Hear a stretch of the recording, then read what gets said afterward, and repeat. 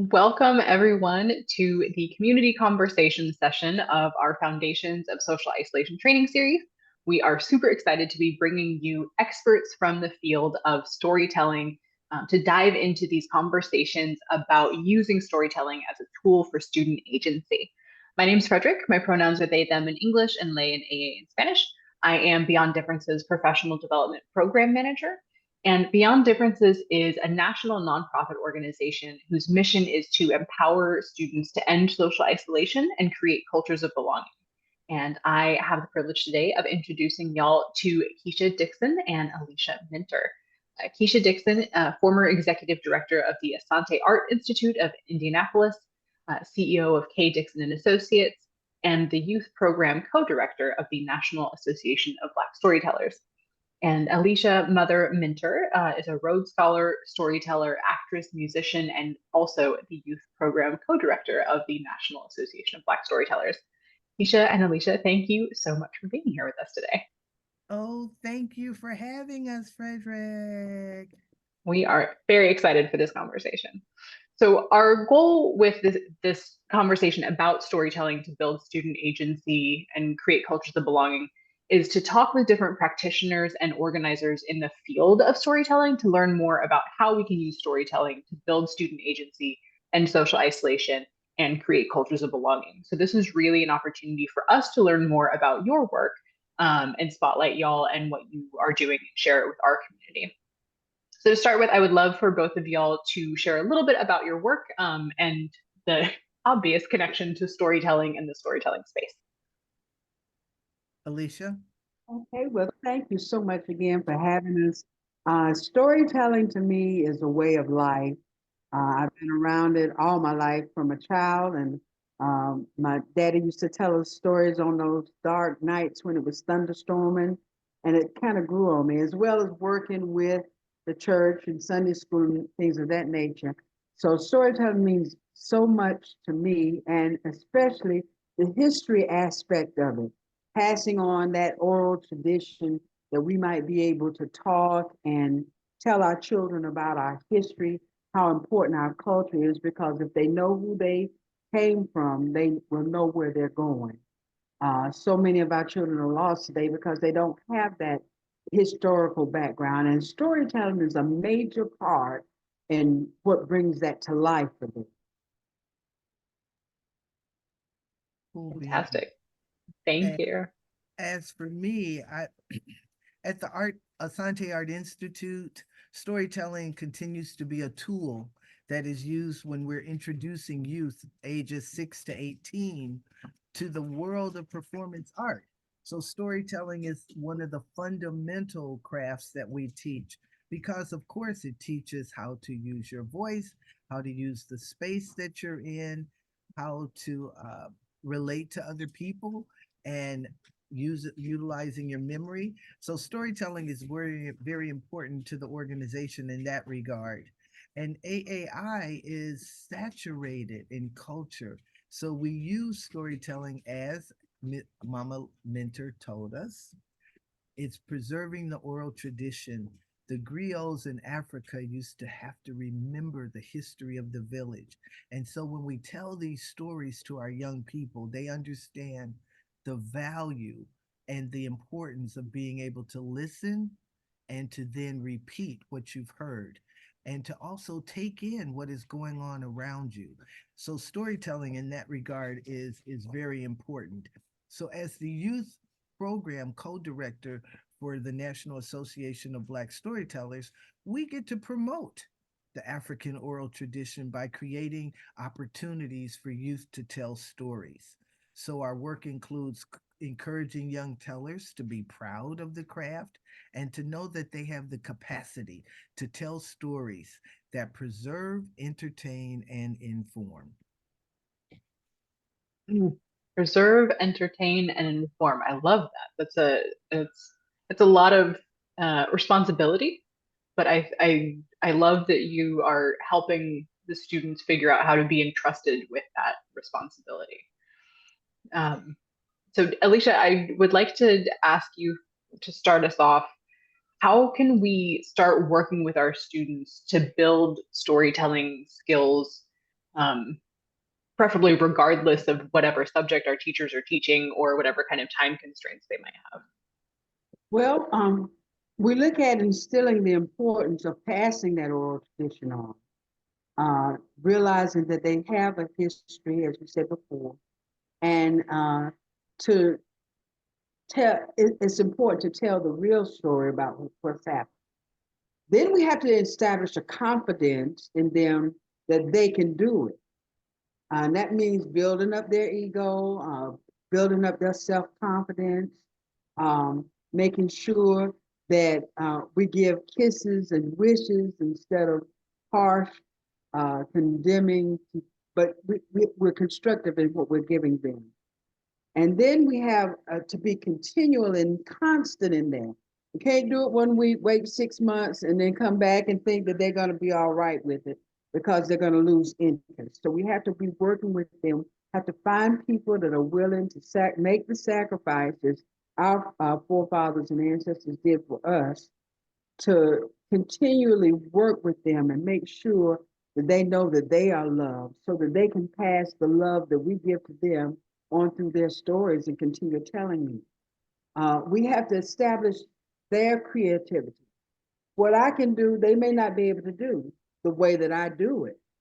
But if we allow them to grow and become confident in the areas that they can work in, it's more likely that they'll continue doing those things because they've fallen in love with it. And also we have to have exposure to storytelling. It's not just enough for one person to tell stories, although sometimes it only takes that one special storyteller to reach that one special child. But they need to be exposed to other professionals in the field. When I was working a program um, at the library, we had a frontline storytelling session where we taught even adults to learn to tell stories. But they had to be exposed to somebody better than me, better than themselves, and see different styles and modes that they could find out what mode they fit into. Visiting concerts, going to workshops, having a lot of interaction, and just make sure that it's constant and continuous. That's really helpful, and I love that you use the word love when you're talking about storytelling so often when you're talking about working with students and storytelling, because I think that we tend to shy away a little bit from using the word love when we're talking about anything related to school or education or students, and but I do think that to be really good at anything you have to have love for it, and I think that's probably even more true for storytelling. Yeah. um so And one of the things that you, oh, sorry, go ahead. for the art itself, not thinking that it's less, not necessarily more than, but it's definitely not less than what it is designed. And that is to encourage and instill and that love and for the tradition in them. Absolutely. Can Absolutely. I piggyback on that just a wee Yes, bit please. about developing those skills? I think it's important too, and Mother Mentor does this. I've seen her do it all the time. It's important to inquire, to ask students, what do they see? How do they feel? What do they hear when they're in spaces or when they read an article or when they hear something that they've never heard before? She will ask them, well, how do you feel about that? And that gets them talking on their own level from their own perspective about their experience. And then to let them know, well, you just told me a story. And she does that all the time with them. So, that's another way of developing the skills. That's such a wonderful tool. And y'all are absolutely experts because you just segued us beautifully into my next question, which is how can we build these skills with diverse learners? And so when we were thinking about storytelling with students, we were specifically thinking about the students who feel like they don't have a story to tell, which you kind of touched on just now, but also students who are neurodivergent and maybe the way they see things and the way they tell stories isn't necessarily well received by others. Um, or, we've also heard from a number of educators when students share personal stories that the educators aren't necessarily equipped to address. So if you can touch on any of those things, we would love that. You want me to go first? Well, I'm glad we don't all think alike. We don't we don't play alike. I know maybe 300 or 400 storytellers through NABs and other organizations, and we're all different in some kind of way. No two storytellers say the story the same way. It might be the same story, but they don't tell it the same way. So we have to dispel the fears and the myths in the children that it has to be done this way and this way only. And then we explain that there's no really wrong way as long as a true way to tell the story. If you're finding the truth, the heart of the story, and you're having fun while you're doing it. And like Sister Keesha said, finding their own little niche, the way that they tell it, and allowing them to develop that in the way that they are. And so there are different steps that they do. We have like the traditional storytelling, the spoken word, historical stories, developing their own story, being able to tell their own story. And sometimes telling your own story won't happen all at once. It'll happen through that self-confidence, that building of one's desire to tell more and share more and trust more. Because it takes a lot of trust to tell a personal story because you're involved in it and you maybe sometimes worried about what people are going to think about what you're going to say. This generation does not have, as a whole, a problem telling you what they think right now, but putting it in a way that it can be and make sure that they are growing as they do it. So those diverse learners, those learners that think differently, they have a right to think the way they want to think.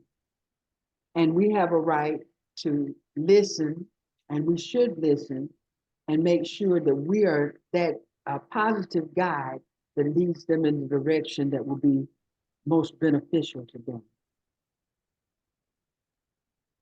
Thank you. Yeah, one of the things that Lisette and I are working on for this Foundations of Social Isolation training series is a boundary workbook for students. And this came up when we were talking with our last storytelling expert as well, is the idea of how do you set healthy boundaries when you are telling your own story, and how do you make sure that you're creating kind of a safe container for whatever personal experiences you might be sharing. And so that's definitely, there's a lot of nuance there. That feels like expert level storytelling. We're not in the basics yet. If I could jump right back in. Absolutely. When you're working with them, we have to always remember to set those boundaries that we expect in the beginning. I'll come in and I'll say, I won't talk while you're talking because it's rude and I don't want to hurt your feelings. So don't you hurt mine.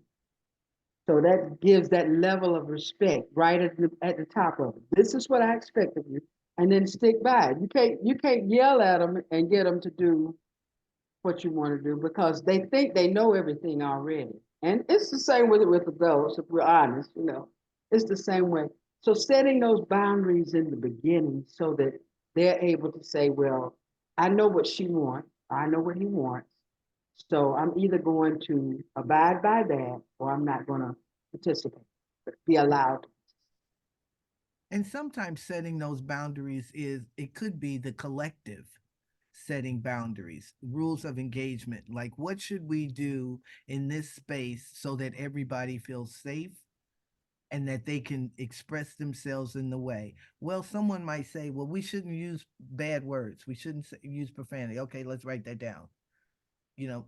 And if you have the mic, you speak for 2 minutes or 3 minutes, then let's write that down and then get their buy-in so that now you have these rules of storytelling or rules of engagement while we're in this workshop, and this is what we're going to go by, and you can always point back to it if someone steps outside of those boundaries that the group has set.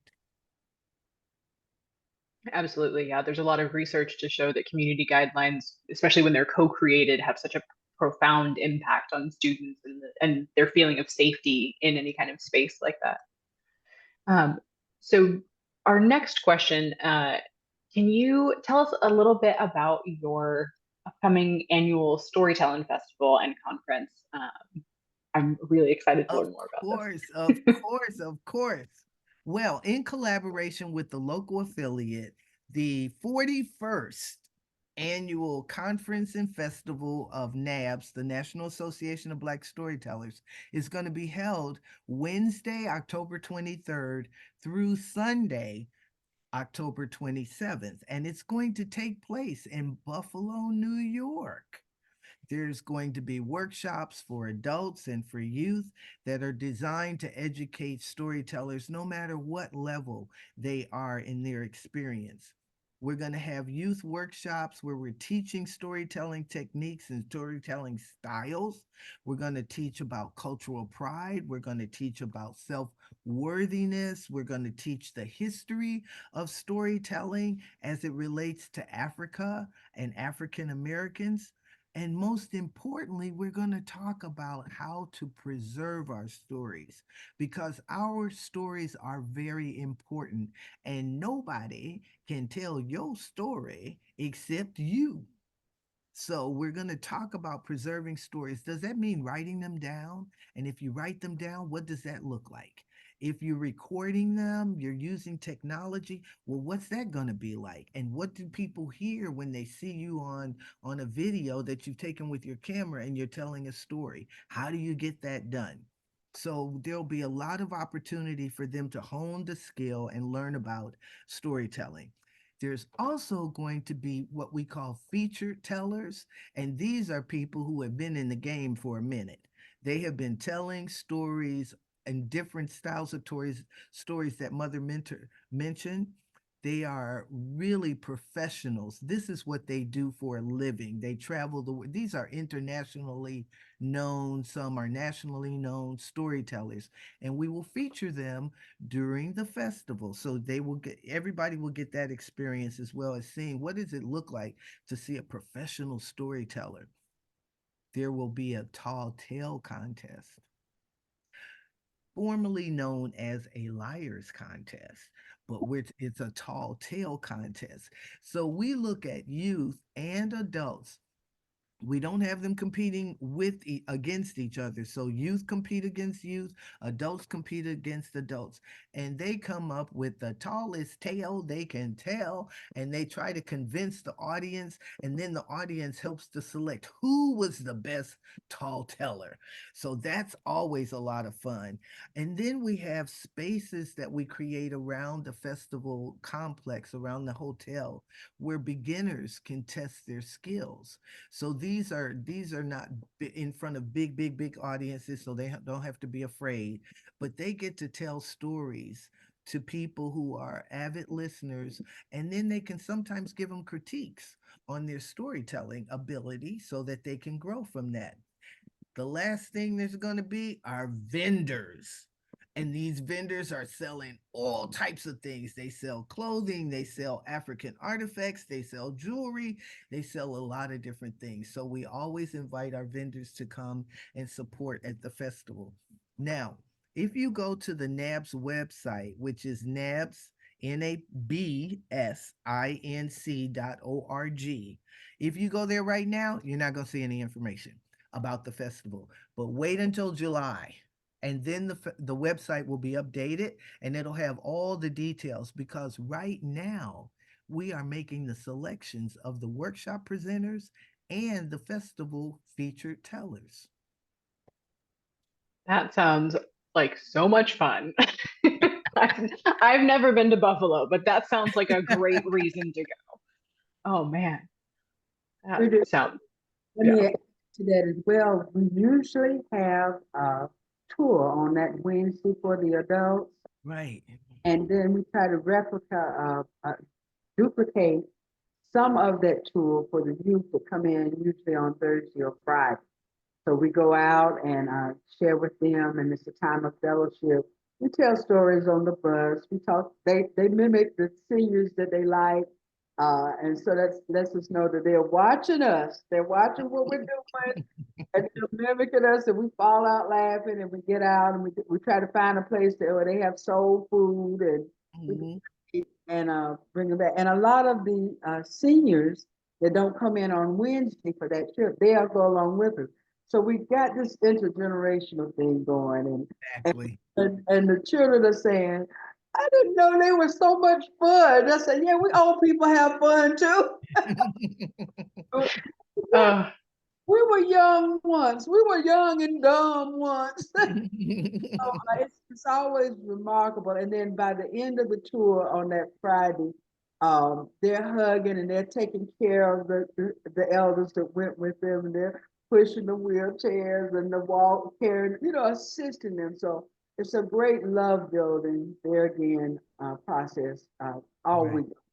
Wonderful. right, right. that sounds so magical. It Uh, is. that's It is. wonderful. And so y'all spoke to it a little bit already. So you are co-youth directors for NABS. And are there other ways that the youth are engaged in storytelling and Oh yeah. the types of experiences that they Oh would have yeah. at the festival? Oh, yes. What we do is Mother Mentor and I will collaborate with the festival director, and we have a committee that works with us. And we will create a format so that the young people can present in a youth concert on Saturday of the festival weekend. And so that is well coordinated. And Mother Mentor has the lead on that. And she will have classes, and then we decorate the space, and the kids have to dress in ethnic wear, and usually it's not a surprise because they've been exposed to the attendees wearing beautiful African garb all weekend. So when they get to dress as well and then present during the youth concert, then they're given awards. We have an award ceremony as well, but everybody is afforded an opportunity to utilize their skill and to demonstrate their skill during the youth concert. And so that when they get through that experience, you are talking about right raising it up a notch internally for them. Their confidence goes up because they discover power they didn't know they had. When they're performing in front of the all of the adult attendees who came to the conference, and they are so supportive that really raises the bar for those kids, and they go away feeling like they have really done something, which they have. So that's what type of experience they can expect. The other thing is that they get to meet other youth tellers. So to be able to meet people who look like you, who are near your age, who enjoy telling stories, really helps you to become a better storyteller. And as Mother Mentor shared earlier, when they're around adults, there's this intergenerational exchange going on at all times. So that's a very, very powerful, long lasting, impactful experience that they're going to have when they come to the festival. And one last thing I'm going to say, and I'm going to stop because I can talk about this all night. Um, You a storyteller. the children, uh, we decorate the stage, but it's with things that they usually make in workshops. So when we design our workshops, that can be intergenerational as well. In fact, sometimes we have to tell some of the adults, you don't have to wait because we got to get all our children in. But they come in and they make things that we crafts that are Afrocentric, and we decorate the stage with those things. So they're getting it from, we teaching them music. We had drum workshops. They're getting it from all areas. But that Right. everything that goes into those workshops, put it back on the stage on that Saturday. Hmm. Oh, that sounds amazing. I am so excited for y'all and for all of the students who get to be a part of that. That sounds like such a wonderful experience. We are short on time. This is Oh, what we get for limiting ourselves to 30 minutes with storytellers. But I would love if we could get just a minute each from y'all on how how educators who don't have access to this amazing festival that y'all are hosting can, what kind of practical tips you would have for educators to encourage students in their storytelling. Okay, I'll go first and I'll talk short. A lot of what we're saying is online. They just have to Google storytelling. There are workshops. They also should be able to invite storytellers in, because we have a wonderful core of storytellers that will come to their location and teach within the school. So there's really no excuse from saying, I don't know, because we'll come to you and work with you and your teachers to learn to do what we do. And the way that that's going to work, like if you're in New York and or you're in California, wherever you are, there are 16 or 15 affiliates associated or attached to the National Association of Black Storytellers. So there could very well be a professional storyteller, a member of NABS right in your community. So I would say reach out to NABS, go to the website, reach out to us and make your need known, and we will do our best to fulfill it. The last thing I want to say is we do have scholarships for youth to attend. So after July, when you check out the website, send us a note if you want to come. Oh, fantastic. Thank you so much. We super appreciate y'all's time. We will definitely make sure that the links for all of the things that you shared, everything we discussed, are going to be attached to this once it gets published and goes out into the world. And I, our mission here at Beyond Differences is to end social isolation, and hearing what you're doing and the work that you're doing with storytelling, there's no way that social isolation could be in that space. You just make it kind of disappear. Right. It's like magic. Oh, thank you so much for your time. It has been my absolute pleasure. It's been wonderful to meet y'all. Take good care of yourselves, and we will be in touch soon. All right. Happy day after the eclipse. Bye-bye. Yes. Bye, y'all.